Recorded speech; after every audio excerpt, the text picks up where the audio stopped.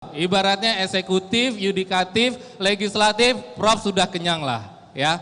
Tapi yang saya heranin, kok Prof bisa nggak korupsi ya Prof?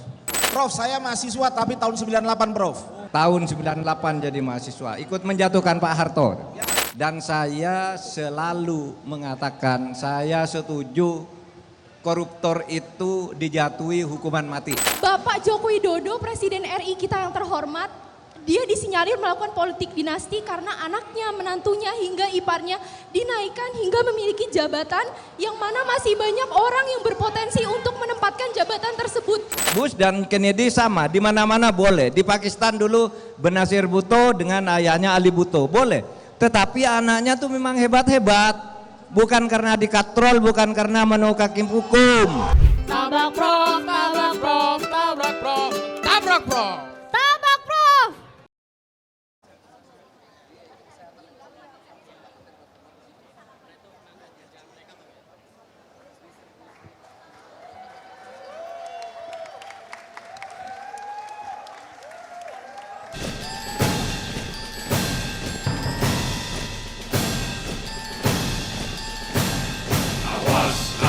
Awas, jangan main curang, berani curang, pasti gue ganyang. Awas, awas, jawas gue jujur, kalau gitu pasti gue tinju. Awas, awas, jangan pura-pura, pura-pura, pasti gue hajar. Awas, awas, Indonesia makmur.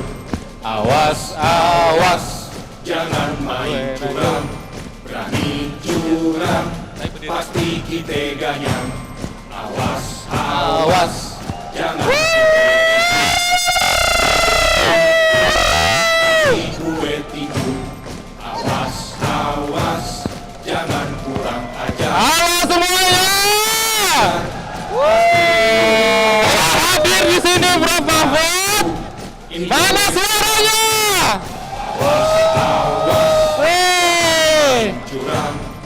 Prof, perkenalkan di sini Prof, nanti Prof. Iya.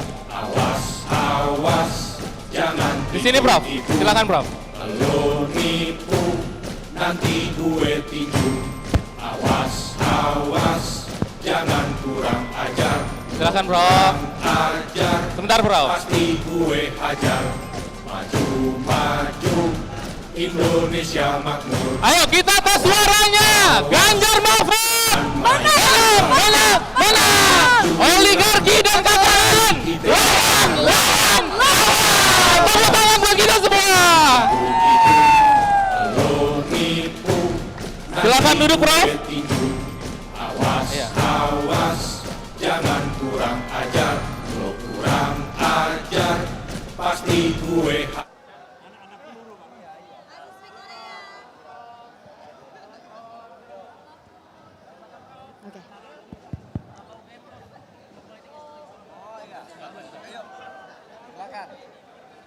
Prof, apa kabar nih Prof? Baik, alhamdulillah. Wah, capek banget ya Prof. Ya, ini baru mendarat perjalanan. dari Malang, terus ke sini. Wah, luar biasa. Kira-kira udah makan belum nih Prof?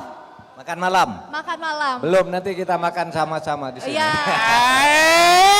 Ya. Oke, baik Prof. Izinkan Prof, saya perkenalkan diri. Silakan. Saya di sini Tubagus Heru selaku pemandu acara. Ya. Dan saya tidak sendiri di sini Prof. Ya. Saya di sini ditemani oleh Bila. Bila. Ya. Dan di situ ada Mas Abduh. Salam ya, kenal, Prof. yang juga membantu jalannya acara ini. Prof, tadi saya sudah menanyakan. Jadi di sini kelihatannya wajah-wajah yang ingin nabrak semua, Prof. Silakan. Ya. Tapi saya pastikan di sini, Prof, tidak ada pertanyaan yang receh, Prof.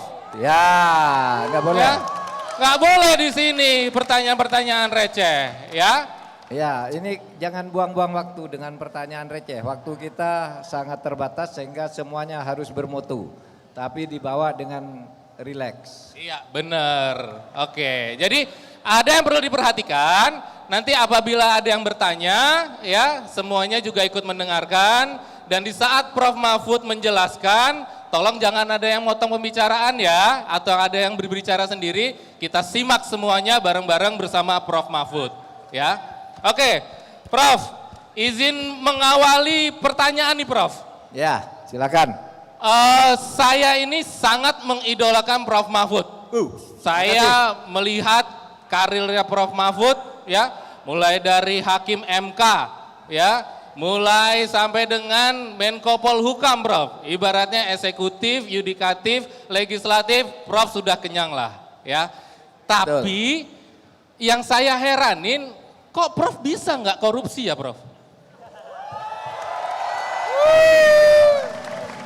Karena begini, karena teman-teman dan mungkin sahabat-sahabatnya Prof. Mahfud yang ada di lembaga-lembaga itu nggak tahan, Prof, dengan godaan-godaan seperti itu, Prof. Atau mereka malah kejebak itu, Prof. Ya. Gimana itu, Prof? Tabrak, Prof. Tabrak! Gini ya, orang itu biasanya untuk melakukan korupsi atau tidak korupsi itu, yang ditakuti adalah hukuman. Mereka yang moralnya tidak bagus, ya bisa saja asal bisa melanggar, menghindar dari hukum, ya dia korupsi. Nah sementara bagi saya hukuman itu bukan hanya hukum. Hukuman itu ada juga hukuman moral. Maka di dalam ilmu hukum itu ada istilah hukuman heteronom. Hukuman yang dijatuhkan oleh negara, polisi nangkap, hakim mengadili, jaksa menuntut gitu, itu hukuman heteronom namanya. Tapi setiap orang itu punya hukuman otonom, yaitu kalau berbuat salah meskipun tidak ketahuan oleh hukum, dia merasa takut, merasa berdosa. Dan hukuman yang sifatnya otonom itu banyak sekali terjadi. Misalnya apa? Orang merasa dikucilkan. Karena dia merasa bersalah gitu, sudah pernah bersalah, tidak ketahuan tapi temannya tahu, dia menjadi malu, terkucil. Kan banyak yang begitu. Ada yang kemudian, maaf kalau di Jawa tuh ada namanya hukum karma. Dia hebat, tapi misalnya istrinya lari, anaknya sakit-sakitan, anaknya terjebak narkoba, keluarganya katanya nih kalau dihukum karma ditabrak mobil dan sebagainya itu. Meskipun tidak semua itu lalu merupakan hukuman ya, tapi di dalam pikiran tentang hukum karma itu, hukuman kalau orang tidak bisa ditangkap, tidak ditangkap oleh hukum yang resmi pengadilan, tapi hukuman batin yang namanya hukuman otonom, rasa berdosa, menyesal, takut dan sebagainya itu, ya dia pedoman nih, lebih baik saya tidak berbuat itu. Nah itulah sebabnya saya kalau mau nih dapat uang banyak loh. Waktu jadi hakim MK, tuh kalau orang berperkara mau bayar kepada saya 2 miliar, 3 miliar satu perkara itu gampang. Ada itu, Prof? Banyak yang datang mau ngasih, mau apa. Tidak tergoda, Prof? Enggak, karena saya takut. Kita tepuk tangan dulu. Saya tidak tergoda. Untuk apa? Misalnya satu kasus orang bayar, ini tidak usah curang ya. Jadi hakim itu misalnya Abduh ya namanya ya. Iya, Pak. Misalnya Abduh berperkara, dia menang sendiri. Tapi dia enggak tahu kalau menang. Saya telepon dia, Abduh, kamu mau menang enggak? Oh mau Pak, bayar dong ke saya sekian, padahal dia menang sendiri. Itu bisa. Bisa, apalagi kalah dimenangkan, bisa lagi, uangnya lebih banyak lagi. Tapi saya tidak pernah tergoda dengan itu karena saya takut pada hukuman otonom itu tadi. Meskipun saya... Tabrak, Prof! Tabrak! Mungkin ada yang ditambahkan, Bila? Langsung aja karena penanya kita tuh banyak. Silakan. Iya, mungkin dari sebelah kiri saya dulu, Prof. Oh banyak banget. Mbak, ayo Mbak, silakan Mbak. Iya. Ada mic? Boleh? Mas Bagus, Maju ke depan ke kursi Mas Bagus, panas. kayaknya di sebelah saya ada yang semangat banget pengen nanya nih, di sebelah sini nih. Oh gitu, yang dekat dulu deh. Siapa nih? Gimana? Yang dekat dulu ya Mbak ya, Mbak di sini Mbak. Iya. Sebutin nama ya, Mas. Jangan receh loh Mas. Assalamualaikum warahmatullahi wabarakatuh Pak. Waalaikumsalam. Nama saya Ahmad Azmi Firoz. Ahmad Azmi Firoz dari Universitas PTIQ Jakarta. PTIQ? Iya, Prof. Quran ya, ilmu Quran ya Mas? Iya. Oke. Prodi Ilmu Al-Quran dan Tafsir, termasuk juga dari tim pemenangan muda relawan DKI Jakarta. Ya. Saya ingin bertanya Prof. Aduh, gemeteran ini. Dipegang. Iya. Tertangkapnya Bapak Firly Bahuri sebagai Ketua KPK dengan dugaan pemerasan terhadap Syahrul Yassin Limpo merupakan indikasi lemahnya dan rapuhnya KPK. Apa gagasan Prof untuk KPK menjadi lembaga lebih independen, kuat, jaya, dan mengembalikan rasa kepercayaan publik terhadap KPK? Mantap! Mantap. Silakan Prof, tabrak Prof! Baik, KPK itu pernah punya masa kejayaannya. Yaitu masa dulu awal-awal ada Taufikur Rahman Ruki, itu memulai gebrakannya, kemudian Antasari Azhar, kemudian sampai ke Agus ini, Agus Raharjo yang terakhir itu lumayan bagus. Nah sekarang ini KPK sama sekali tidak menunjukkan performa sebagai lembaga yang independen. Itu karena dulu memang undang-undangnya diubah, kemudian proses seleksinya juga kolutif. Sehingga kalau misalnya nanti Tuhan atas dukungan rakyat dan saudara Pak Ganjar dan saya diberi kepercayaan untuk menjadi presiden dan wakil presiden, undang-undang KPK akan kita revisi kembali. Tabrak. Kembali ke yang awal, bahwa itu lembaga independen, tidak boleh dicampur oleh pemerintah dan tidak boleh ketua KPK itu hadir di dalam rapat kabinet karena itu orang luar, biar dia independen. Mantap Prof, tepuk tangan dulu. Oke, Mas siapa tadi namanya Mas? Ahmad Azmi Firoz. Ya. Mas Azmi, silakan Azmi. selfie foto bareng sama Prof Mahfud. Silakan Prof, berdiri Prof. Ya, kamu dari situ, Mas. Ya. Ya, fotoin. Sini aja. Ya.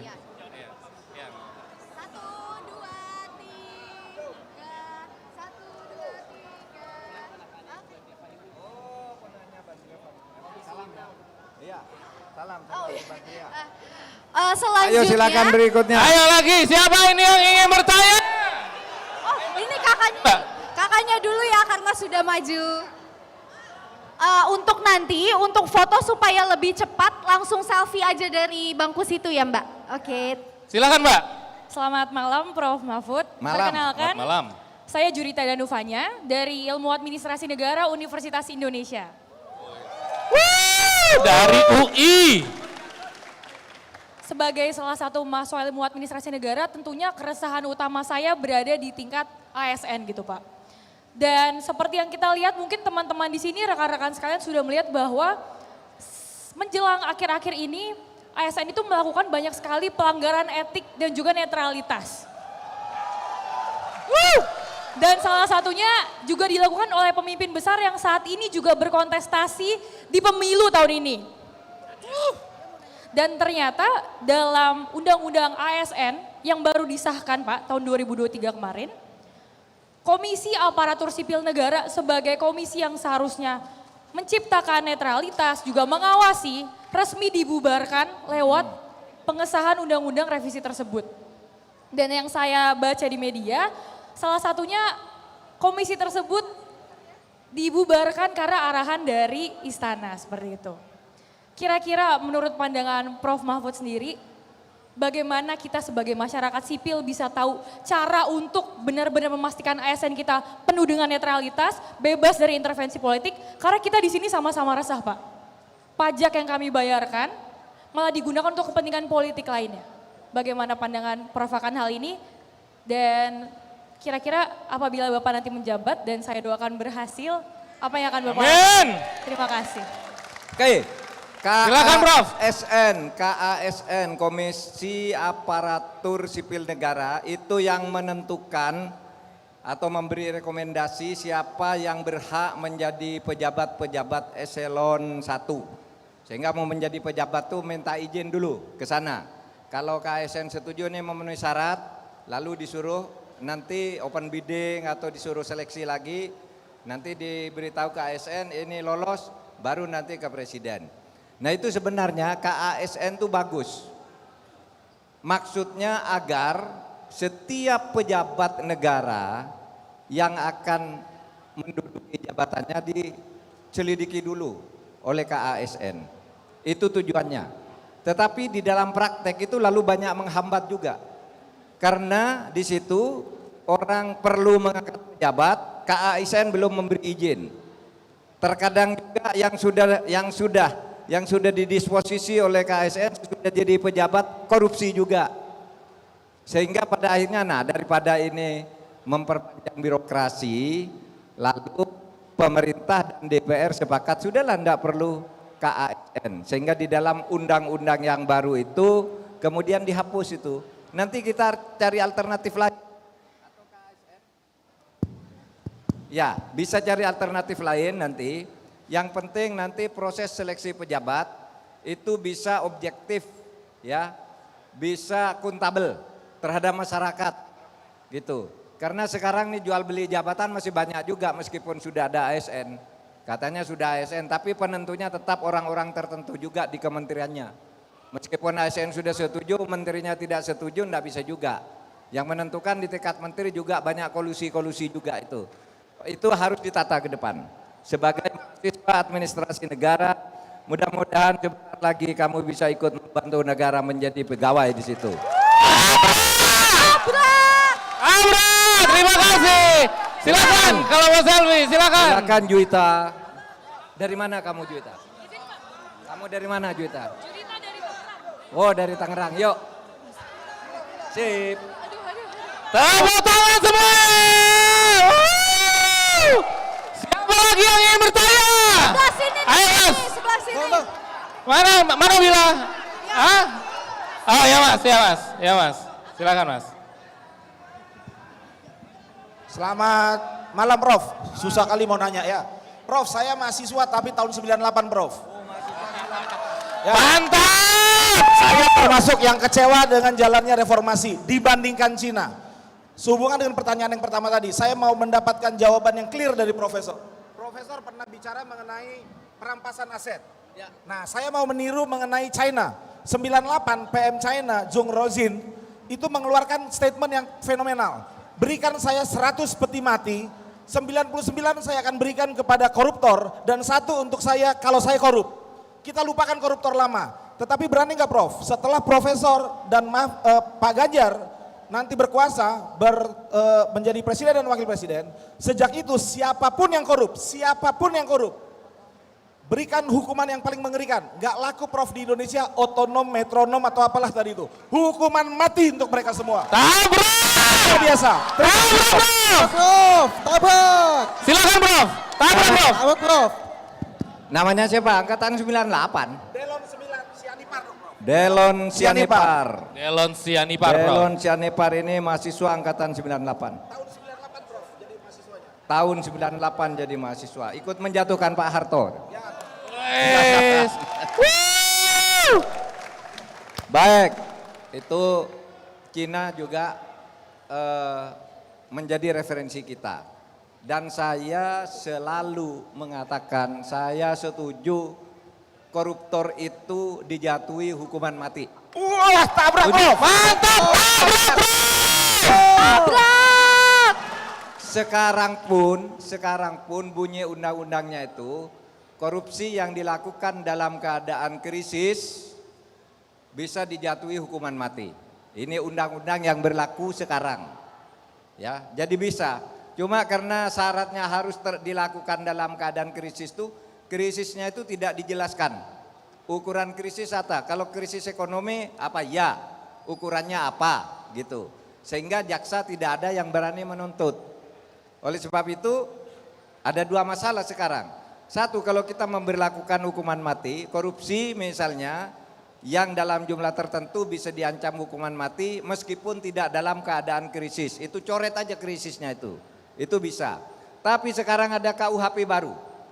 Hukuman mati itu bisa dijatuhkan, tapi manakala 10 tahun selama dijatuhi hukuman mati itu belum dieksekusi dan berkelakuan baik, hukumannya bisa diubah berdasar putusan pengadilan menjadi hukuman seumur hidup. Nah, ini juga hukum yang ada sekarang. Tapi mari semuanya kita tata ke depan. Pokoknya kita harus berantas korupsi ini sampai ke akar-akarnya. Karena korupsi inilah yang memang menyebabkan. Oke, Prof. Terima kasih. Makasih, Delon. Jadi satu lagi, Prof. Jadi hukuman mati untuk koruptor, masalah diskon nggak apa-apa, tapi hukuman mati untuk koruptor. Luar biasa. Tabrak Mati untuk koruptor. Tabrak, Prof. Silakan, Mas, untuk berselfie dengan Prof Mahfud. Ayo, Sianipar. Selanjutnya bisa Bapak itu, Bapak. Tabat. Wih. Tabrak, Prof! Tabrak, Prof! Saya sih nggak usah banyak-banyak ngomongnya ya, Prof ya. Prof kan Namanya udah siapa, nih. Mas? Nama Namanya? saya Domingus. Dominus. Nama saya Domingus, dipanggil Doms. Domingus. Saya dari Priuk. Domingus. Jadi gini, Prof. Prof ini kan kemarin jadi Menko Polhukam dan mendukung 03. Tapi Prof mundur nih. Ya kan? Karena menteri itu nggak boleh berpihak kan, nggak boleh, harus netral. Pertanyaan saya nih, Prof. Prof berani nggak nantang para menteri yang mendukung 03 apa 02 untuk mundur, Prof?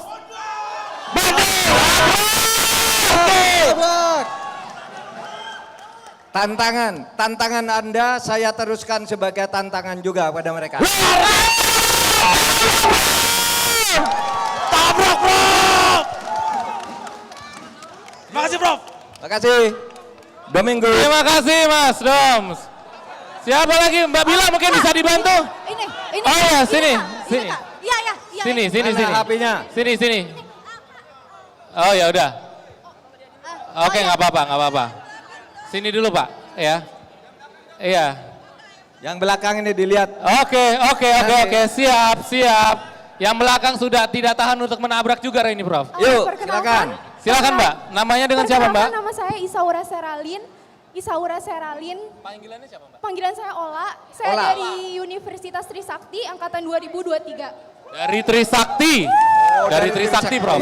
Pertanyaan saya sama Prof Mahfud, apa pandangan Prof Mahfud mengenai politik dinasti yang saat ini dibicarakan banyak orang? Tentang politik Seperti dinasti. yang kita tahu, pada periode Bapak Joko Widodo, Presiden RI kita yang terhormat, dia disinyalir melakukan politik dinasti karena anaknya, menantunya, hingga iparnya dinaikkan hingga memiliki jabatan yang mana masih banyak orang yang berpotensi untuk menempatkan jabatan tersebut.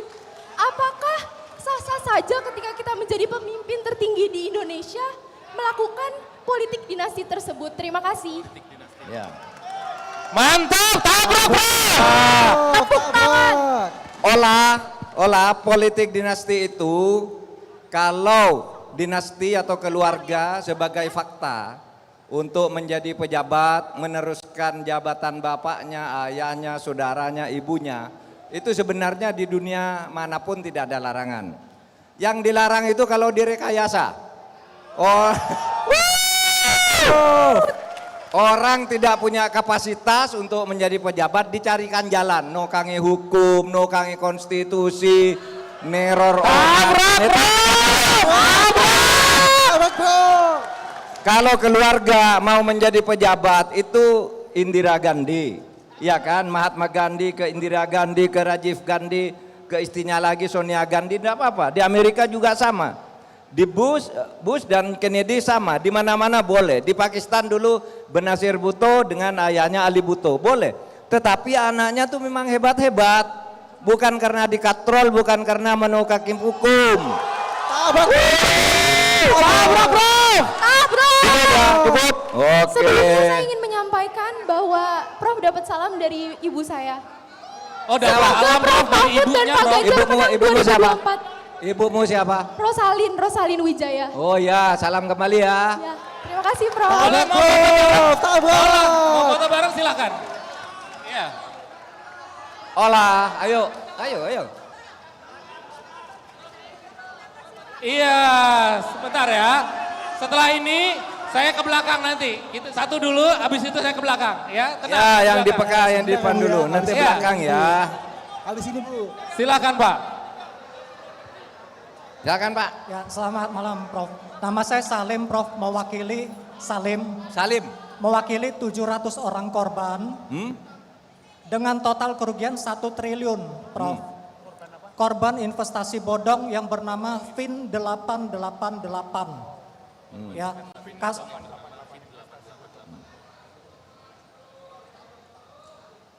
Ya, Oke. kasusnya sudah masuk pengadilan, Prof. Ya. Tapi pelaku utamanya lolos. Yang kena di penjara 2 tahun itu tangan kanannya, Prof. Nah, jadi pakar TPPU Ibu Yanti Ganarsi itu sudah jadi saksi ahli di pengadilan, Prof. Tapi pelaku utamanya masih lolos. Jadi latar belakang investasi bodong ini, jadi kalian belajar juga ya, jangan sampai tertipu. Nah, jadi Yang investasi singkat aja Pak, yang singkat aja Pak. Ya, Poinnya aja Pak. uangnya dipegang oleh orang Indonesia, Prof. Inisial namanya TJ. Orang ini lolos, Prof. Lolos dari pengadilan. Alasan lolosnya kurang bukti. Gitu. Broker atau pialangnya itu ada di Singapura, Prof. Iya. Ini pertanyaannya Pak. Pertanyaannya, apakah bisa, Prof, orang ini dijerat supaya uang kami bisa kembali, Prof? Tolong kasusnya diperhatikan lagi, Prof. Itu perusahaan yang perusahaan investasinya itu legal apa enggak? Dia pialangnya dari luar negeri, berarti tidak legal. Oh, tidak legal. Ya. Oke. Ini sudah putusan pengadilan. Tabrak Prof. Ya. Tabrak. Putusan pengadilan, kita harus baca kasusnya seperti apa, kok bisa lolos gitu ya. Jadi yang terpenting kalau mau investasi juga hati-hati. Hati-hati supaya jelas dulu ini siapa yang mengelola dana ini. Karena yang seperti ini banyak. Yang sampai 104 triliun itu Indosuria. Lalu ada PT Inti Dana di Semarang. Lalu ada lagi di Surabaya, di mana-mana hati-hati kalau investasi. Tapi tentu saja orangnya bisa diburu kalau memang melakukan tindak pidana seperti itu. Cuma sekarang, nah pengadilannya ini seperti apa? Prinsipnya kalau hukum setiap kejahatan bisa ditangkap, bisa diadili, bisa dibawa ke pengadilan.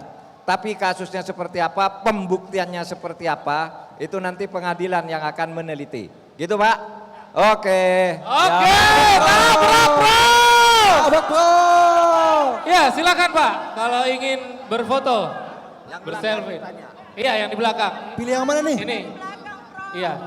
Ini yang di belakang Prof tadi. Oke. Iya. Iya, Ibu dari belakang tadi ya? Iya, silakan Bu. Assalamualaikum warahmatullahi wabarakatuh. Selamat malam, Prof. Waalaikumsalam warahmatullahi wabarakatuh. Saya dengan Hani Lubis, profesi saya seorang guru. Saya bertanya Prof sama Prof.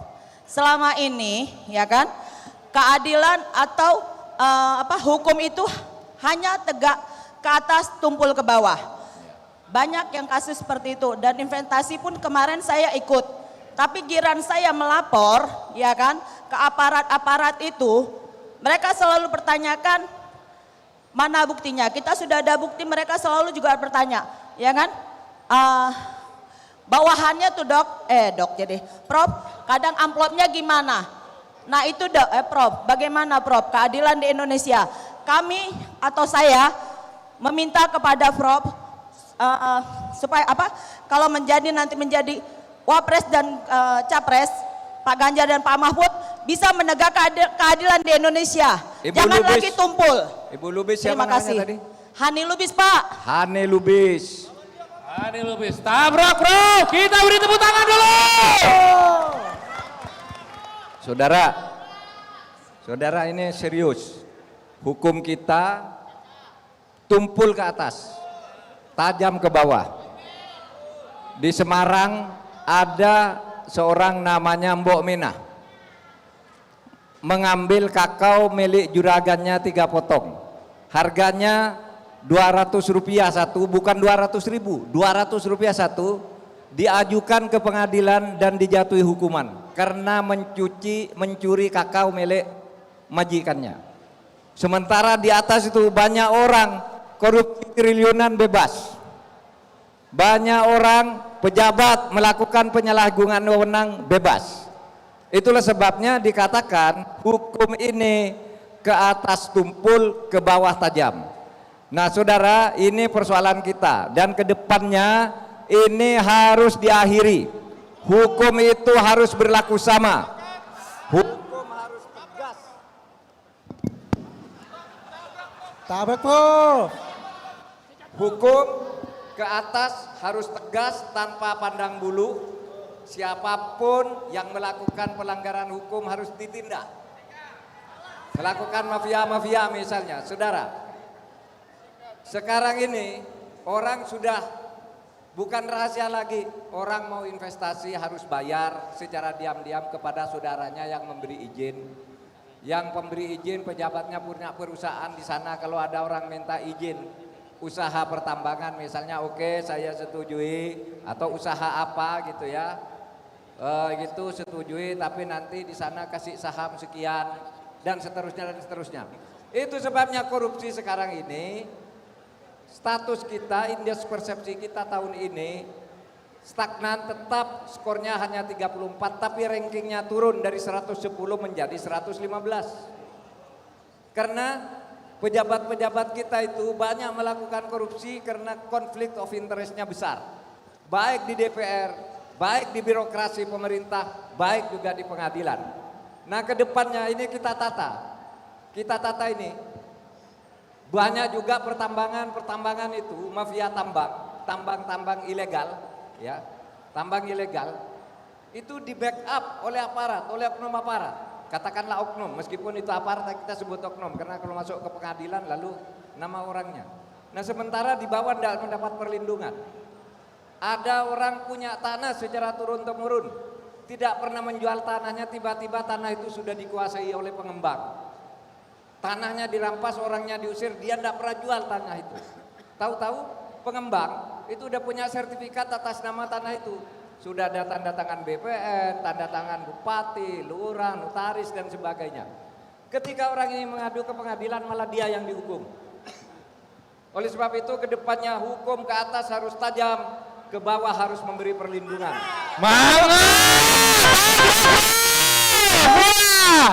Ayo Bu, silakan mau foto bareng Bu. Iya, sebentar, belakang, ke depan. Saya coba ke sebelah kanan dulu. Mas Abduh bisa dibantu saya? Yang mana orangnya ini Mas? Oh ya, yang itu, yang itu. Bapak yang mana nih? Iya, silakan. Mas, abang, katanya supaya adil, ini udah dari kanan, nanti kita ambil dari belakang, habis itu kita ambil dari sini ya. Maju sini Mas. Sama dari depan ya, sabar ya. Ya, silakan Bapak. Silakan. Prof, Ya, saya Ega, alumni Gontor. Ega. Alumni Gontor dari santri Spartan, Ganjarian Spartan. Pertanyaan saya singkat aja Prof, terkait keputusan DKPP. Tabrak Prof. Pelanggaran etika oleh Ketua KPU dan KPU-nya. Apakah dengan ini Gibran bisa didiskualifikasi? Padahal dalam hal ini kita lihat etika udah dilanggar berkali-kali. Ya, itu yang kami tanyakan, apakah bisa Gibran didiskualifikasi? Ya. Silakan Prof. Baik, jadi begini, hukum itu ada 2 tingkatan. Satu tingkatan sumber hukum, di situ ada moral, etika, agama. Lalu ada hukum formalnya, yang sudah ditulis di dalam undang-undang. Mari kita lihat kasus Gibran ini dalam 2 segi ini. Kasus Gibran, secara hukum tertulis, itu sudah selesai. Bahwa dia sah menjadi calon. Tapi karena di atasnya ada moral dan etika, maka ada hukumannya 2. Pelanggaran etiknya itu dikenakan kepada oknum. Misalnya ketua MK yang sudah diberhentikan itu karena jelas-jelas dia terbukti melakukan pelanggaran berat di dalam bidang etika sehingga diberhentikan. Tapi ini pendaftarannya karena menurut hukum bunyinya begini, putusan Mahkamah Konstitusi yang sudah diputuskan diketok dengan palu yang sah itu berlaku sejak tanggal ditetapkan. Sama kalau begitu. Putusan bahwa Gibran boleh itu berlaku sejak ditetapkan, bahwa kemudian KPU terlambat memproses perubahan peraturan pelaksananya itu dianggap sebagai pelanggaran etika oleh DKPP. Nah saudara, DKPP itu hukumannya sanksinya sanksi administratif, bisa diberhentikan ketua KPU-nya. Seperti halnya bisa dihentikan ketua MK-nya. Tapi saudara, karena etika ini berkaitan dengan moral, maka sebenarnya hukuman moral, pengucilan sosial dan cibiran masyarakat akan terus terjadi kepada orang yang melakukan itu. Oke lah, hukum formal tidak mencakup, tapi kalau setiap orang mengatakan ini anak haram konstitusi, ini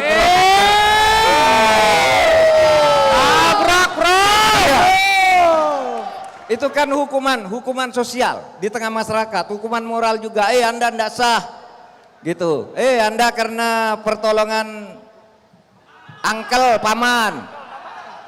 Karena Anda ini merekayasa hukum. Itu adalah cibiran masyarakat yang tidak akan pernah terhapuskan selama hidupnya. Itu. Oke, foto dulu silakan Prof. Foto dulu Prof, sebentar.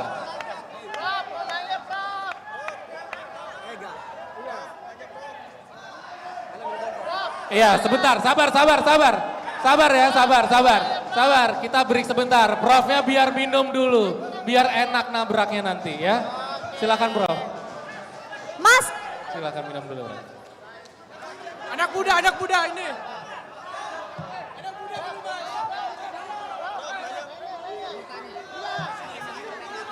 Sini.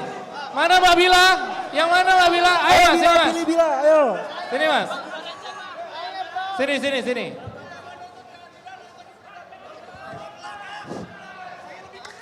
Assalamualaikum warahmatullahi wabarakatuh. Waalaikumsalam warahmatullahi wabarakatuh. Selamat malam Prof. Yang di belakang. Izin, nama saya Firnus Gulo. Nama saya Firnus Gulo, mahasiswa Unis Tangerang. Saya mahasiswa hukum. Prof, sebagai mahasiswa hukum, saya merasa keprihatinan atas kondisi negara kita saat ini. Negara ini bukan lagi milik rakyat Indonesia, melainkan milik oligarki. Lawan! Seenaknya saja mereka mengubah konstitusi demi keluarganya. Seenak saja mereka demokrasi diinjak-injak. Langsung aja pertanyaannya Mas. Yang menjadi pertanyaan saya, Prof, ajarin kami generasi Z untuk melawan oligarki. Melawan oligarki. Sudah. Oke. Silakan Prof. Ya, Saudara Visno. Ini pertanyaannya sebenarnya sama 3 orang ini ya. Pertama, Bu Hani Lubis, hukum tumpul ke atas, tajam ke bawah.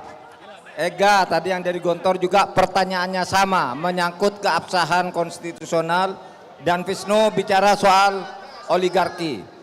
Ini tadi bukan pertanyaan tetapi ajakan untuk melawan oligarki, begitu ya? Ya Prof. Ya, itu tadi pertanyaannya. Silakan lakukan, itu sah, melawan sistem politik yang oligarki itu sah. Lawan! Tabrak! Sudah. Ayo silakan foto Mas.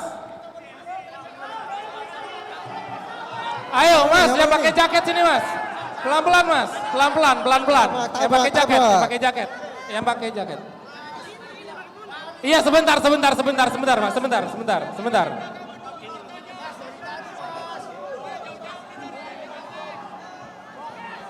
Oke, terima kasih. Iya, silakan Mas, sini Mas. Izin Prof, ini ada jaket Madura United untuk Prof. Wih, mantap. Madura United. Yeah. Oh, tabrak.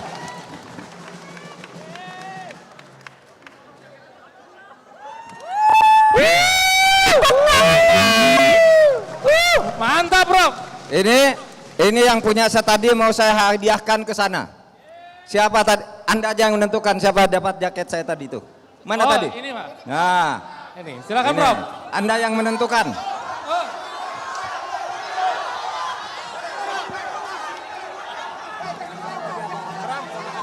Kita lempar aja ya, biar adil ya. Kita lempar aja ya, siap-siap semuanya. Hati-hati, pelan-pelan. Pelan-pelan. Pelan-pelan, pelan-pelan, pelan-pelan. Awas, awas. Awas, hati-hati. Teman-teman, kalau nggak bisa tertib, kita stop dulu. Tetap tertib ya semuanya. Ayo. Oke, yang tertib, yang tertib. Duduk dulu. Yang tertib. Semua duduk yang dulu. tertib semuanya. Yang pilih adalah MC. Duduk dulu semuanya. Duduk dulu. Para hadirin. Oke, teruskan. Oke, silakan Mas. Mohon izin kawan-kawan. Prof Mahfud, mohon izin saya ingin bertanya terkait mafia hukum. Mafia hukum terutama mafia tanah, Prof. Karena masyarakat di wilayah kami, khususnya di Bogor, Yang lainnya duduk, itu yang lainnya bisa duduk. sangat terstruktur dari BPN-nya, dari kepala desanya. Nah, bagaimana mengatasi itu agar ke depan ketika Prof Mahfud menjadi cawapres dan Pak Ganjar menjadi presiden dapat diberantas habis. Bagaimana caranya dan mohon kami anak muda dilibatkan untuk mengawasi mafia-mafia ini, Prof. Kiranya itu, terima kasih. Silakan, Prof. Namanya siapa nih tadi dari? Nama saya Brahmansyah, dipanggil Bram dari TPM Bogor Raya. Bram. Saudara Bram, masalah tanah sudah diperdebatkan di dalam debat calon presiden dan calon wakil presiden. Masalah tanah ini memang mafianya luar biasa. Jadi sekarang itu banyak sekali tanah-tanah masyarakat yang diambil begitu saja. Terutama tanah-tanah adat tiba-tiba sudah menjadi milik pengembang. Milik perusahaan, katanya investor sudah membelinya sementara masyarakat adatnya merasa belum melepaskan tanah itu. Dan juga tanah-tanah negara banyak dirampas juga oleh swasta. Banyak. Selain tanah rakyat, tanah negara. Oleh sebab itu kita punya program reforma agraria. Ya, reforma agraria itu pertama sertifikasi terhadap orang yang sudah menempati tanah lama tapi tidak punya sertifikat agar tidak dirampas sewenang-wenang, diberi sertifikat yang sah. Yang kedua redistribusi. Tanah-tanah milik negara yang tidak terpakai itu dibagi kepada rakyat. Itu bagian dari reforma agraria. Lalu yang ketiga mengembalikan klaim tadi. Klaim-klaim tanah yang diambil secara pihak nanti akan kita tertibkan. Dan itu harus jelas cara penyelesaiannya. Oleh sebab itu salah satu alternatif yang dipikirkan oleh tim reformasi hukum nasional yang dibentuk Kemenko Polhukam waktu itu, kemungkinan kita akan membentuk pengadilan ad hoc dulu. Tetapi ini menunggu persetujuan Mahkamah Agung. Oke? Siap. Tabrak! Tabrak! Iya. Oh ya, silakan Mas. Ini yang di depan nih. Iya. Prof izin, terima kasih. Iya. Oke, silakan Mas. Ya, bismillah. Assalamualaikum warahmatullahi wabarakatuh. Waalaikumsalam. Salam warahmatullahi wabarakatuh. Perkenalkan Prof, nama saya Khairul Ulum, dipanggil Cak Lum. Asli Madura, ini aspirasi rakyat Madura. Sekarang kuliah di UIN Jakarta. Iya, Prof. Pertama Prof, tetangga saya di Madura Prof, ya di Bangkalan tepatnya. Itu 5 orang kemarin tuh meninggal karena akses kesehatan tuh nggak ada. Kita meninggal jam 2 malam, dibawa ke bidan terdekat itu suruh ke rumah sakit itu ada di Bangkalan. Itu jaraknya 1 jam dari rumah saya. Sebelum sampai rumah sakit meninggal. Itu udah 5 orang terjadi. Nah, saya ini ada indikasi korupsi di bagian desa ini. Dia itu sudah menjabat Ya, intinya sangat langsung besar. pertanyaan aja, Mas. Nah, pertanyaan bagaimana Prof untuk mengatasi terkait kesehatan itu? Nah, itu yang pertama. Yang kedua, saya dari seorang santri, Prof. Itu sebagai pahlawan, yaitu Syekh Muhammad Khalil, itu sampai sekarang belum dideklarasikan sebagai seorang tokoh pahlawan. Aspirasi daripada santri, Prof ya. Santri jawab, apa yang akan Prof lakukan ketika nanti naik ke dalam wakil presiden juga calon presiden. Kemudian Prof yang ketiga ini penting, sangat penting, dari guru, karena saya seorang pedagang sate, mahasiswa dan juga seorang guru juga Prof, dan juga santri. Nah, jadi dari apresiasi guru nih Prof, dari janji Prof itu dan juga Mas Ganjar itu janji akan menaikkan gaji guru honorer. Nah, saya belum menemukan narasi apakah Prof bisa menaikkan gaji guru honorer yang di bawah naungan swasta atau yayasan. Karena nih semua nih menjerit nih Prof. Karena saya yakin itu banyak sekali dana-dana yang pendidikan yang seharusnya untuk honorer juga lawan Prof. Silakan Prof. Baik, Cak Lum dari UIN Jakarta berasal dari Madura, satu desa dengan saya. Bukan, satu pulau. Saya dari Pamekasan, ini dari Bangkalan. Bangkalan ya? Bangkalan, oke. Ada 3 pertanyaan. Ada tetangganya sakit sampai meninggal karena tidak mendapat perawatan. Nah, seperti kita tahu, sekarang ini puskesmas itu belum ada di desa-desa. Masih ada di tingkat kecamatan dan kadangkala 5 desa, itu kalau ada di desa 1 untuk 5 desa. Dan itu menghambat untuk orang mendapat layanan kesehatan. Oleh sebab itu kami punya program. Nanti kalau Ganjar Mahfud terpilih, pada tahun-tahun pertama akan segera dirintis atau dimulai untuk setiap satu desa ada 1 puskesmas dan ada 1 tenaga kesehatan. Setiap desa. Jadi orang desa yang jauh dari ibu kota kecamatan tidak usah ke kecamatan, di desanya akan disediakan. 1. Nah, kalau yang sekarang terjadi diduga kepala desanya korupsi dengan anggaran kesehatan, nah silakan laporkan ke yang berwajib. Korupsi itu tidak boleh dilakukan.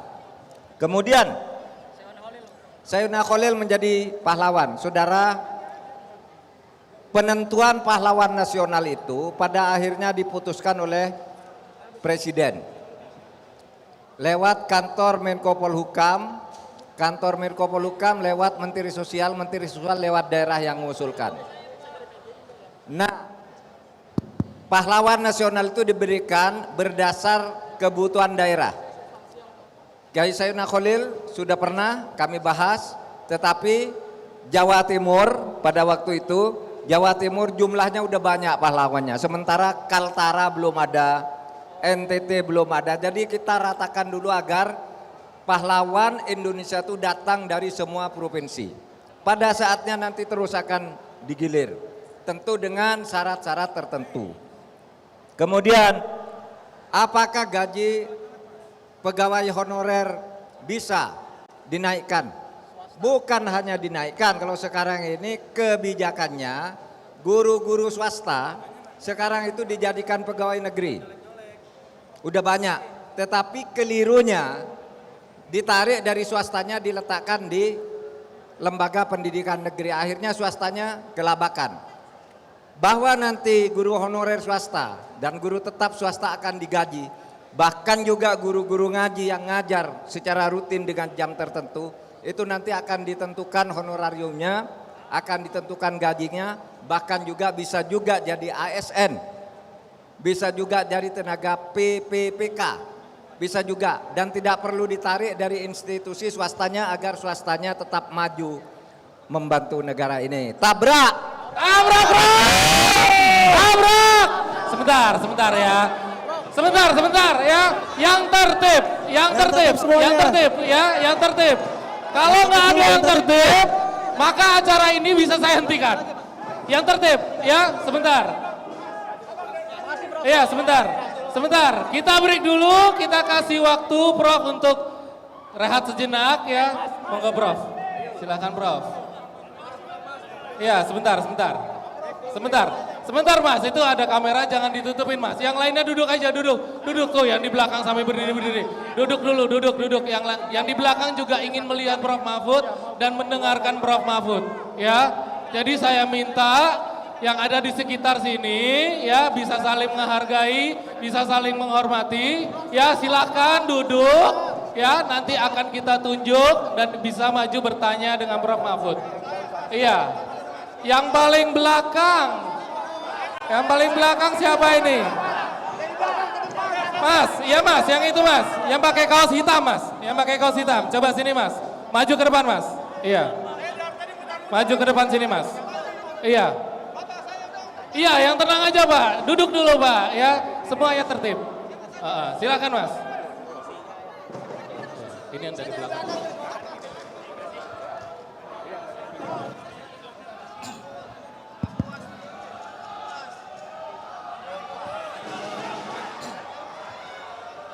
Iya, tenang, yang lainnya tenang, ya silakan duduk. Yang di depan sini duduk bisa, yang di belakang juga pengen lihat Prof Mahfud ini, ya. Silakan duduk. Ayo Mas, silakan Mas. Cek. Assalamualaikum warahmatullahi wabarakatuh. Waalaikumsalam warahmatullahi wabarakatuh. Saya melihat antusias teman-teman di sini luar biasa sekali ya Prof ya. Jadi saya langsung ke pertanyaan saya. Jadi nama saya Zidan Prof. Zidan. Main bola Coach Zidan. Iya. Tapi saya lulusan Universitas Indonesia bulan Oktober kemarin sudah wisuda. Oke. Tapi saya saat ini sebagai seorang atlet karate Prof. Nah, saya ingin bertanya kepada Prof, apa kebijakan Prof dan juga Pak Ganjar mengenai atlet untuk masa depannya? Karena sepengalaman saya dan sepengetahuan saya, para atlet yang dulunya mereka berkontribusi besar bagi negara, itu pada saat di masa depannya ketika mereka pensiun menjadi pelatih, itu kehidupannya kurang mapan Prof. Padahal mereka waktu masih jadi atlet itu, mereka menyumbangkan medali yang banyak untuk Indonesia. Jadi pertanyaan saya, bagaimana strategi Prof dan juga Pak Ganjar untuk bisa mesejahterakan atlet-atlet yang ada di Indonesia? Tabrak! Ya, silakan Prof. Saudara, masalah kesejahteraan atlet. Duta-duta olahraga kita, banyak itu kalau sudah berhenti itu masa depannya atau kehidupan ekonominya menjadi tidak ada yang ngurus. Ketika sedang berprestasi aja kadangkala yang berprestasi itu diberi rumah, sesudah itu lalu tidak berprestasi lagi lalu dirupakan. Sehingga banyak orang besar misalnya seperti Mas Elias Pikal yang dulu sangat nama besar Indonesia, sekarang tidak jelas juga bagaimana nasibnya secara ekonomis. Nah oleh sebab itu nanti mari kita bicarakan ke depan. Karena ini selalu menjadi pembicaraan dari waktu ke waktu tentang masa depan atlet. Seperti halnya masa depan penyanyi, seniman, pemain teater dan sebagainya. Itu kadangkala kalau sudah tidak punya panggung lagi, karena waktunya sudah lewat, itu menjadi orang, mohon maaf, menjadi orang miskin kadangkala, menjadi orang yang tidak ada lagi yang memperhatikan hidupnya. Sehingga ini pun sudah menjadi catatan kita di dalam rangka program-program pembinaan dan pembangunan bangsa kita ke depan. Oke? Pokoknya sebentar, yang saya tunjuk yang tertib dan yang duduk. Yang saya tunjuk yang tertib dan yang duduk. Ya, sebentar. Iya, sebentar.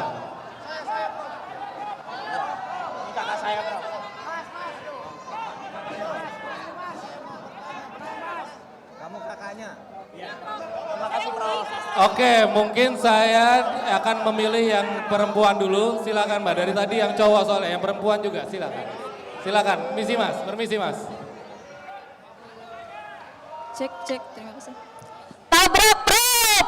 Tabrak! Oke, selamat malam semuanya. Perkenalkan nama saya Nurul Intan, saya merupakan mahasiswa dari Prodi Ilmu Politik, FISIP Universitas Indonesia. Prof, siapa namanya tadi? Nurul Intan. Prof, sebagai mahasiswa saya ini semester ke-6, jujur kami resah atas dinamika demokrasi yang terjadi hari ini. teman-teman kami hari ini sudah turun ke jalan untuk menuntut pemakjulan Presiden Joko Widodo. Lawan tabrak bro! Bahkan Prof, teman-teman kami yang tergabung di Badan Eksekutif Mahasiswa kampus-kampus lain sudah menyatakan sikap dengan tegas bahwa Pak Jokowi dengan cawe-cawenya begitu merusak sistem demokrasi kita. Berdasarkan kajian kami Prof, ada 4 institusi yang setidaknya telah dilemahkan. Pertama, KPK yang sudah tidak lagi independen. Yang kedua, DPR RI di mana ketum-ketum partainya berusaha disandra. Yang ketiga adalah masyarakat sipil dibungkam melalui Undang-Undang ITE. Dan yang terakhir adalah Mahkamah Konstitusi yang berusaha dibajak dari dalam Prof. Pertanyaan saya Prof, dulu Prof Mahfud ketika di Kemenko Polhukam masih ada di tengah-tengah terkait dengan sikap pemakjulan Presiden Joko Widodo ini. Oleh karena itu setelah ini sekarang Prof Mahfud sudah keluar dari Kemenko Polhukam, bagaimana sikap yang ingin Prof Mahfud tunjukkan? Itu yang pertama. Yang kedua Prof, terkait dengan bansos. Kita lihat saat ini banyak menteri-menteri tentang bansos Prof. Kita lihat hari ini Prof, banyak menteri-menteri kita yang memang harus dilibatkan di dalam bansos justru tidak dilibatkan. Bahkan terakhir Bu Risma tidak diajak dalam rapat kabinet. Pak Basuki terakhir saya baca di berita tidak datang dalam peresmian suatu tol. Oleh karena itu saya ingin tahu sikap Prof selaku Wakil Presiden dari paslon nomor urut 3, bagaimana sikap yang harus diambil oleh menteri-menteri kita ini Prof. Terima kasih Prof. Silakan Prof. Nurulita dari mana Nurulita? Aslinya. Tadi dari ini mahasiswa. Saya dari daerah Prof, dari Rangkas Bitung, Kabupaten Lebak, Provinsi Banten. Rangkas Bitung, Banten, mahasiswi FISIP UI. Teman-teman kami sudah turun ke jalan untuk meminta Pak Joko Widodo diberhentikan turun. Itu hak saudara untuk menyatakan itu. Di negara ini bebas orang mau demo. Yang penting saudara jangan sampai melanggar hukum. Biasanya gerakan-gerakan seperti itu kalau terus menggelombang itu tidak mengecewakan. Silakan kalau mau terus menuntut itu, kami memilih jalan yang berbeda-beda. Ada yang turun ke jalan, ada yang bikin seruan moral di berbagai kampus. Itu nanti bisa saja mengkristal terhadap satu keadaan yang kita inginkan. Agar Indonesia ini menjadi lebih baik. Yang penting berjuang itu jangan sampai kenal lelah. Berjuang itu harus berani menempuh segala hambatan. Kedua, ini bansos. Bantuan sosial Prof. Tabrak Prof. Gini, sekarang isu yang muncul itu politisasi bansos. Saya sampaikan dulu bahwa bansos itu adalah kebijakan negara, bukan hadiah dari presiden.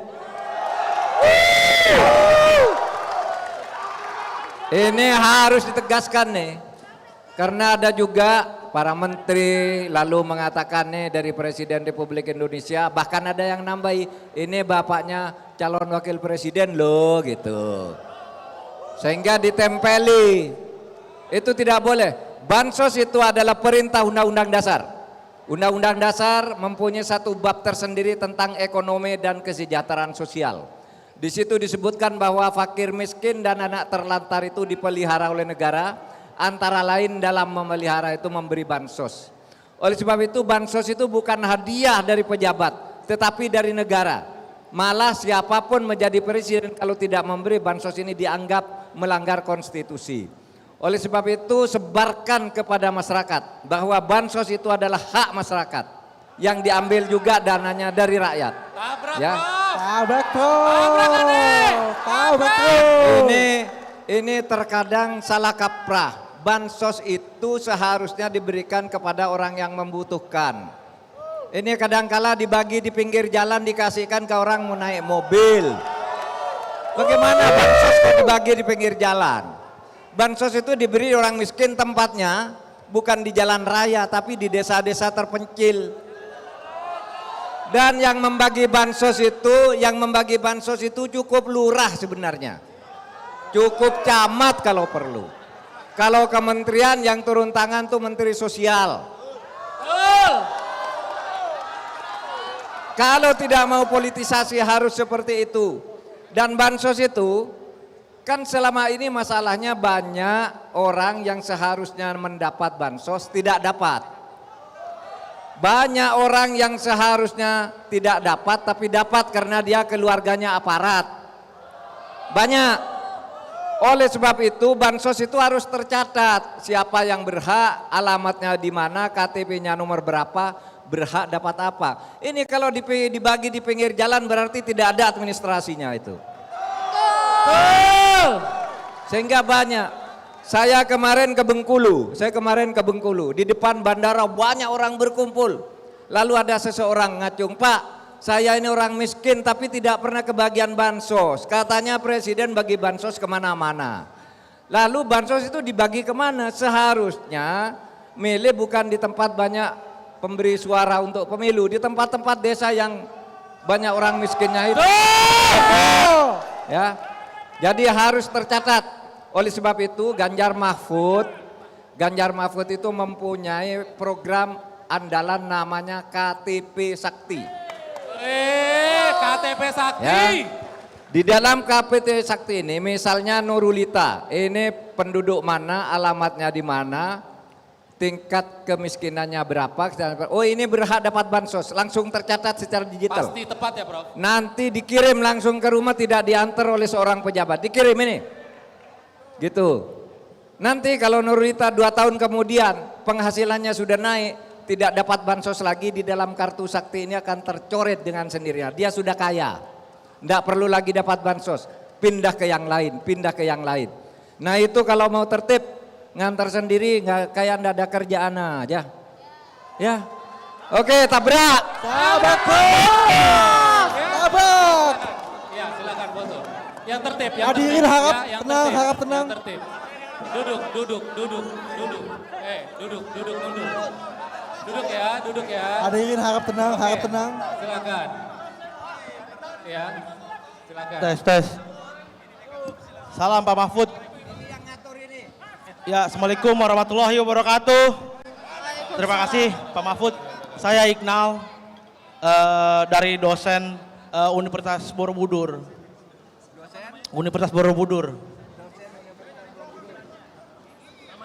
Iqnal. Ya. Ya, pertanyaannya gini, Indonesia ini dibangga-banggakan akan menuju masa emas.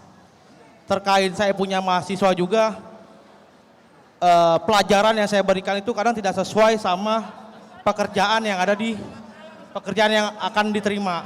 Nah, bagaimana pemikiran Prof dan Pak Ganjar terkait bonus demografi, persiapan seperti apa? Karena saya yakin pemuda-pemuda di sini skillnya harus ditambah, Prof. Karena tidak bisa akan mendapatkan pekerjaan. Jangan sampai bonus demografi ini menggagalkan Indonesia menuju Indonesia emas seperti Brazil. Pertanyaannya langsung. Langkah-langkah konkret apa, Prof, untuk persiapan pemuda-pemuda ini menghadapi bonus demografi? Apakah kurikulum Indonesia harus diganti semua? Apa Prof berani untuk mengganti kurikulum? Karena beban dosen itu tidak hanya memberikan nilai IPK, tapi adalah gimana mahasiswanya bisa mendapatkan pekerjaan. Sedangkan Prof berbicara 17 juta lapangan pekerjaan, itu masih absurd. Apa jenis pekerjaan yang kita dapat, yang mahasiswa dapat? Itu Prof. Terima kasih Prof. Ya, silakan Prof. Tabrak Prof. Baik, Saudara Iqnal, ini dosen nih. Coba berdiri. Menghadap sana, ini dosen Universitas Borobudur. Namanya Iqnal. Tepuk tangannya mana? Saudara, sekarang begini, bicara Indonesia emas dulu biar mengerti. Indonesia emas itu adalah Indonesia yang maju. Yang ciri-cirinya antara lain pendapatan per kapitanya itu akan sampai minimal 23.900 dolar per kapita. Ada yang menghitung nanti ketika Indonesia emas sampai itu pendapatan per kapita 29.000, sekitar 29-30 ribu US dollar. per kapitanya. Sekarang kita baru 4.600, masih jauh. Dan Indonesia Emas ini menurut peta jalan yang dibuat sejak zaman Pak SBY itu akan dicapai tahun 2045. Nah 2045 itu kira-kira di Indonesia itu sudah tidak ada orang miskin. Karena pendapatan per kapita sudah berkisar di atas 23.000 US dollar. Nah, partisipasi pendidikan nanti di tahun 2045 itu akan mencapai 74%. 70 partisipasi pendidikan tinggi. 74% lulusan SMA itu masuk ke perguruan tinggi. Yang lain bukan tidak diterima tetapi langsung dapat kerja. Itu konsep Indonesia Emas. Ini bisa dicapai sesudah menghitung sumber daya alam kita. Yang menghitung ada dua lembaga kredibel di samping pemerintah kita sendiri, yaitu PricewaterhouseCoopers dan McKinsey. Itu menghitung Indonesia bisa, Indonesia Emas tahun 2045. Dan Indonesia akan menjadi negara dengan kekuatan ekonomi keempat atau kelima pada tahun 2045 itu. Yang terkuat pertama itu nanti RRC, yang kedua India, yang ketiga Amerika, yang keempat Indonesia, atau yang keempat Jepang, kelima Indonesia. Itu hitungannya. Hitungannya berdasar kemampuan yang ada sekarang, peta jalan yang ada sekarang. Saudara, ini bisa dicapai kalau kita disiplin, terutama kalau tidak ada korupsi. Oleh sebab itu korupsi harus kita bisa. Oke, makasih. Ya ini bonus demografi tadi. Ini sudah bonus demografi. Saya yang memilih saya, ya, yang lainnya harap duduk dulu. Cukup angkat tangan, duduk, ya, cukup angkat tangan. Jadi bisa memilih duduk. Ya, silakan Mas. Iya, silakan. Yuk. Perkenalkan Prof, saya Andri Siahaan. Andri Siahaan. Ya, saya dari Ikatan Konsultan Pajak Indonesia. Oi. Pertanyaan saya Prof, jika nanti Prof mendapat mandat dari rakyat Indonesia, apakah Prof bersedia mensahkan undang-undang konsultan pajak? Karena konsultan pajak bisa mencegah orang-orang seperti Rafael Alun. Ya. Mantap. Terima kasih Prof. Tabrak Prof. Tabrak Prof. Tabrak Prof. Ya. Kalau cuma ngesahkan undang itu gampang. Pasti saya setuju. Tetapi saudara harus tahu bahwa kejahatan di dunia perpajakan itu luar biasa. Dunia perpajakan dan kepabeanan. Itu yang kemarin saya bongkar, uang pencucian uang dari kepabeanan dan pajak itu sebanyak 349 triliun. Caranya itu tidak sulit. Memalsukan dokumen importasi emas misalnya. Orang impor emas 3 ton ditulis 30 kg. Sehingga bebas pajaknya lalu dibagi dirayah dengan pegawai di bea cukai. Ada juga misalnya Saudara Andri Siahaan. Saya misalnya pejabat di perpajakan seperti Rafael Alun, lalu Gayus Tambunannya sudah dihukum aja. Saya misalnya datang, Mas Andri, Pak, saya kemarin mau bayar pajak, berapa ini? 50 miliar. Besok dia datang, Pak, bisa enggak dikurangi pajak saya? Bisa. Sana ke konsultan pajak sana, berapa benernya? Lalu konsultan pajak itu sudah main dengan kita. Diturunkan dari 50 miliar jadi 10 miliar. Yang 40 miliar dibagi 2, saya 20, ini 20. Itu cara korupsi di dunia perpajakan. Apakah betul begitu? Sudah ada yang dihukum namanya Gayus Tambunan, Rafael Alun, Angin Prayitno melakukan dengan cara-cara yang seperti itu. Nah oleh sebab itu kalau memang undang-undang konsultan pajak ini diperlukan, tentu saja nanti bisa kita ajukan masuk prolegnas, program legislasi nasional. Oke, makasih Mas Andri. Terima kasih.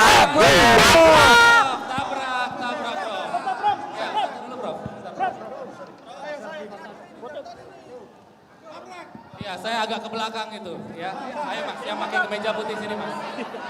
Kemeja putih, kemeja putih. Kemeja putih sini, Mas. Saya menentukan ya. Silakan duduk. Silakan yang tertib, ya. Silakan yang tertib, saya yang menentukan, ya. Silakan, Mas, sebelum ngomong ini supaya tertib ya, duduk yang di belakang dulu. nggak kelihatan ini. Ya, karena Oke, yang duduk, belakang duduk, nggak duduk. kelihatan ya. Duduk. Iya. Duduk. Saya nanti yang memberi otoritas yang terakhir ini sejak tadi ini pindah dari belakang ke depan. Sekarang kamu dulu. Oh iya, siap Prof. Silakan Mas. Baik, selamat malam Prof. Perkenalkan nama saya Daru, saya dosen ekonomi di Prasetya Mulia. Daru.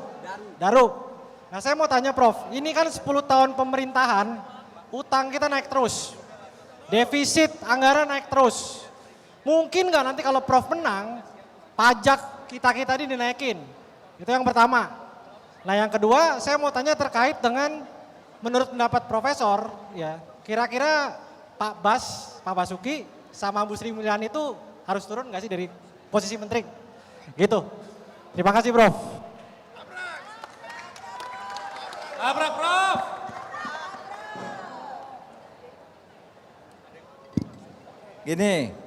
Ini Mas Daru dosen ekonomi di Prasetya Mulia. Hutang negara kita nih naik terus. Sebenarnya sih kalau naik terus, hutangnya tidak apa-apa asal pemasukannya dari hutang itu seimbang. Asal tidak juga dikorupsi. Karena selalu saja korupsi ini menjadi penyakit di mana-mana. Nah oleh sebab itu kalau saya ditanya apakah untuk menghilangkan hutang ini pemerintahan Ganjar dan Mahfud mau menaikkan pajak? Tidak. Karena pajak itu akan membebani rakyat. Sekarang aturan perpajakannya itu sudah bagus. Hilangkan korupsi di perpajakan itu satu. Ya, yang kedua naikkan tax ratio. Tax ratio itu kemampuan negara menarik pajak dari mereka yang wajib membayar pajak tetapi selama ini tidak terjangkau. Saudara, sekarang tax ratio kita itu kemampuan kita menarik pajak itu hanya 10,5%. 10,5% itu pun sudah menutup 82% APBN itu ditutup dari pajak. Sisanya itu dicari dari lain-lain lah.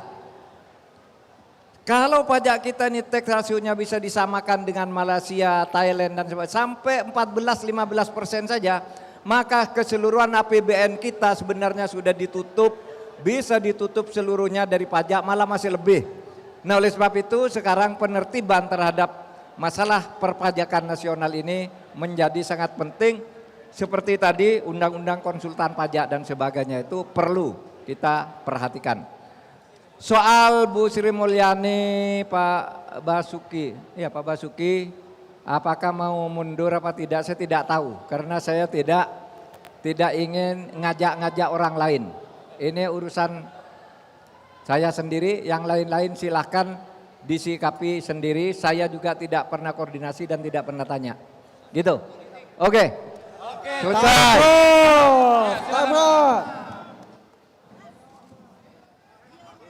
Oke, satu penanya terakhir ya. Ya, silakan Mas. Satu penanya terakhir ya. Setelah ini selesai dan ini adalah penanya terakhir ya. Silakan. Selamat malam Pak Mahfud. Silakan, namanya siapa Mas? Ini semangat sekali dari sana pindah ke sini, ayo. Nama saya Valdi Pak. Siapa? Valdi dari GMKI Pak, Gerakan Mahasiswa Kristen Indonesia. Nah oke. GMKI ya. Iya Pak. Pak, 10 tahun, hampir 10 tahun Presiden Jokowi memimpin negara ini Pak. Tapi sampai hari ini masih banyak pembubaran ibadah dengan sembarangan Pak. Tidak dapat izin gereja Pak hari ini. Pertanyaannya Pak, apa solusi Bapak ketika Bapak menjadi wakil presiden terhadap kami umat minoritas Pak? Terkait semua agama minoritas Pak. Dan yang kedua Pak, titipan dari teman saya, apa upaya Bapak terhadap undang-undang DKJ? Masa yang pilih gubernur Jakarta presiden Pak?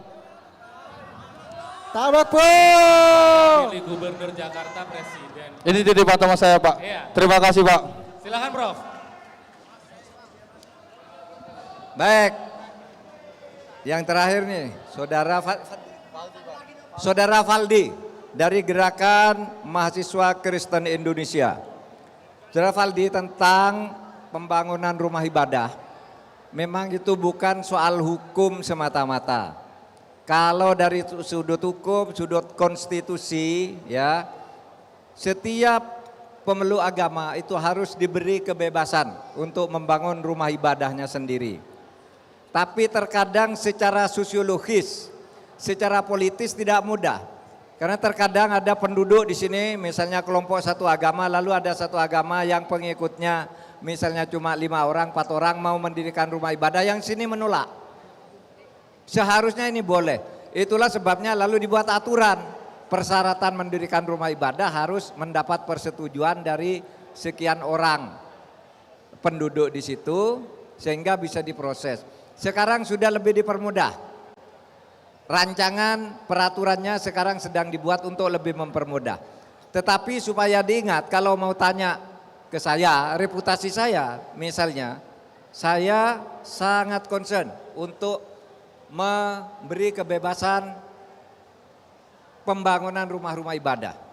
Saudara masih tahu, saya ulangi, itu gereja Yasmin 16 tahun ditolak oleh masyarakat sekitarnya padahal sudah dapat IMB. Terkatung-katung. Baru tahun lalu bulan Juni tahun 2023 saya resmikan bersama wali kota. Sesudah 16 tahun dilarang. Kemudian di Karimun, Babel. Kemarin ada gereja yang ditolak oleh masyarakat. Saya datang ke sana.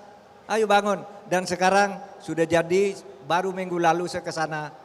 Gerejanya megah sekali. Saya ketemu dengan Romo, dengan pastor yang menangani di situ. Dan lain-lain, saudara. Jadi tetapi supaya disadari masalah sosiologis itu tidak mudah diselesaikan. Soal misalnya nih di Bali di mana masyarakat Hindu mayoritas. Ada saja di sana orang yang menolak, misalnya kompleks pemakaman Muslim. Rumah ibadah Muslim juga ada. Nah, ini bukan persoalan hukum semata-mata. Kalau bicara hukum harus boleh. Tapi keadaan masyarakatnya kita harus adakan pendekatan dengan sebaik-baiknya. Sehingga nanti masalah penataan agama di Indonesia ini bukan dihitung siapa yang pemeluknya banyak, siapa yang sedikit. Tidak ada mayoritas dan minoritas dalam agama. Karena agama itu adalah forum internum, di mana setiap pemeluknya harus dilindungi secara sama. Oke, makasih. Silahkan Prof, foto bareng.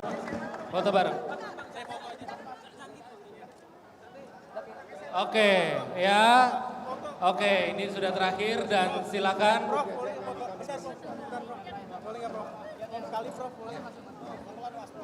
Hadirin harap tenang, harap tertib. Ya, yang lainnya harap tenang, mundur ya. Ya, hati-hati.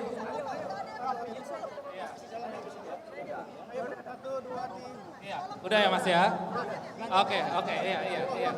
Untuk teman-teman, diharapkan jangan ada yang naik ke panggung karena sesi sudah selesai. Iya, oke. Harap tertib. Ayo saya memberi. Iya. Oke. Apa ini?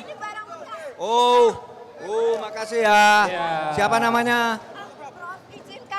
Izinkan Bapak yang usianya sudah 82 tahun untuk ketemu. Dia yang membuat ini Prof, dari limbah. Terima kasih. Ini perluan Bapak. Hasil kerajinan. Yuk foto. Mana Bapak? Sini bapaknya suruh sini. Sini bapaknya suruh sini. Bapak umur 82 tahun ini membuat ini dari limbah. Suaminya Ibu Silakan Pak, sini Pak. Mana Pak?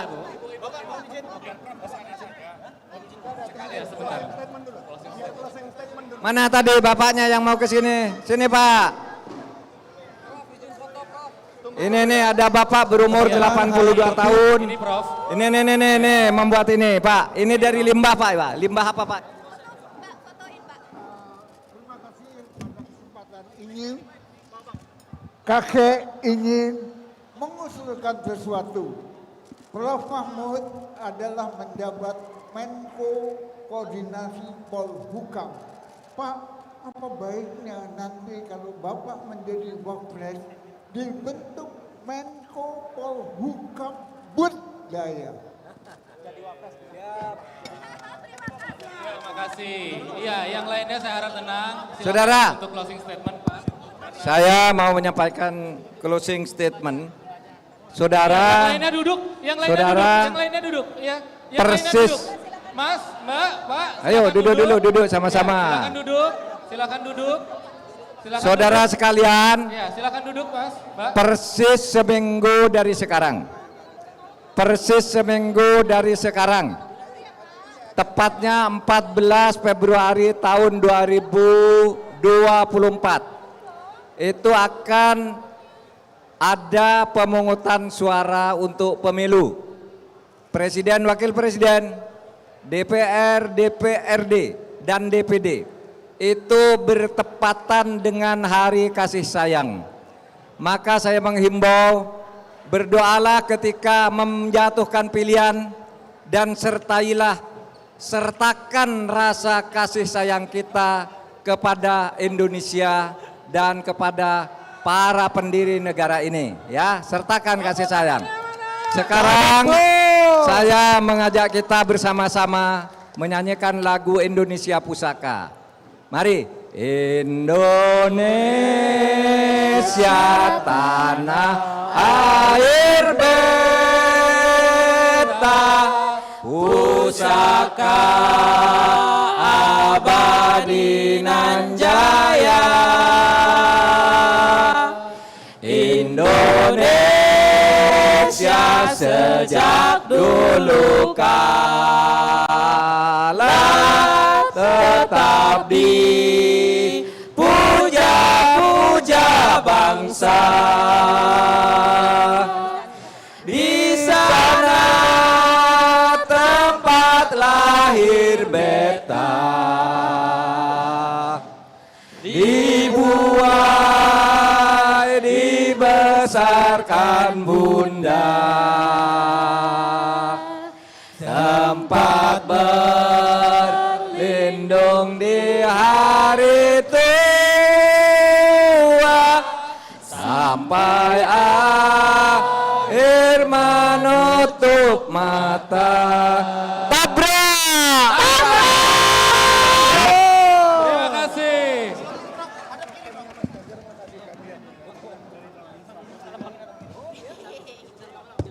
Ini hadiah dari para ilustrator Twitter, Prof. Katanya Prof Mahfud kan bagian dari rakyat dan Pak Ganjar. Jadi dihadiahkan oleh teman-teman ilustrator Twitter kaos ini dan beserta gambarnya, Prof.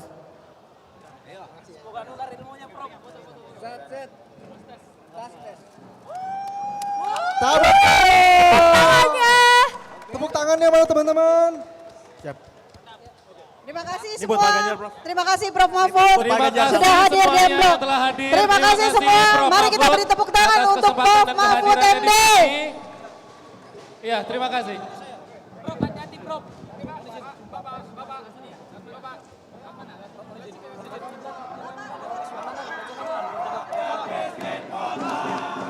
Bersatu padu rebut demokrasi.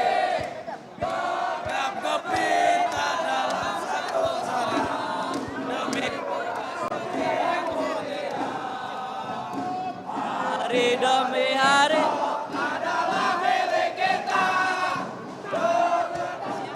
masyarakat sejahtera, terbentuknya tataan masyarakat Indonesia baru tanpa Orba.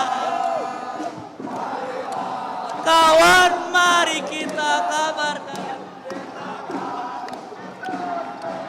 Bang cuma dapat ini. Marilah kawan, mari kita nyanyikan tentang pembebasan.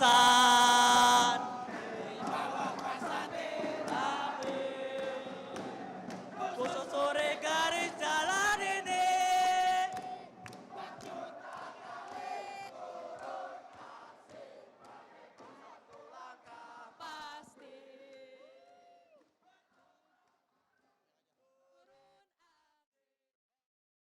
Tabrak Prof, tabrak Prof, tabrak Prof, tabrak Prof.